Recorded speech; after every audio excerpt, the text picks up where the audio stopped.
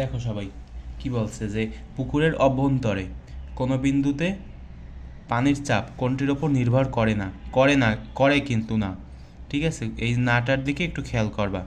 তো দেখো, আমরা জানি কি চাপের সূত্র কি, পি সমান সমান হচ্ছে তোমার এইচ রোজি, মানে পুকুরের অভ্যন্তরে আর কি। তো এখানে কি কি দেওয়া আছে দেখো তো, পুকুরের তলদেশের ক্ষেত্রফল, পুকুরের পানির ঘনত্ব, এই যে দেখো পুকুরের পানির ঘনত্ব দরকার আছে চাপ বের করতে। এরপরে ওই স্থানের অভিকর্ষ ত্বরণ জি এর মান দরকার আছে। এরপরে ওই পানির উচ্চতাও দরকার আছে। দরকার নাই কি বলতো, শুধু পুকুরের তলদেশের ক্ষেত্রফল অর্থাৎ এর কোনো দরকার নেই আমাদের, কারণ এখানে এর কোনো বিষয় নেই চাপটা বের করতে গিয়ে আর কি। বুঝতে কি পেরেছ?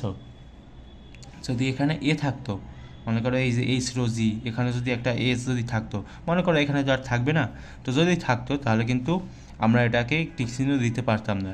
এখন যেহেতু এখানে দেওয়া নাই এর মান, মানে যেহেতু এখানে এর কোনো কনসেপ্টই নাই, সেজন্য আমরা বলতে পারি যে পুকুর তলদেশের ক্ষেত্রফল, মানে এই যে তলদেশের যে ক্ষেত্রফল, সেটার ওপর কি নির্ভর করে না বলো তো, চাপ নির্ভর করে না। বুঝতে কি পেরেছো সবাই?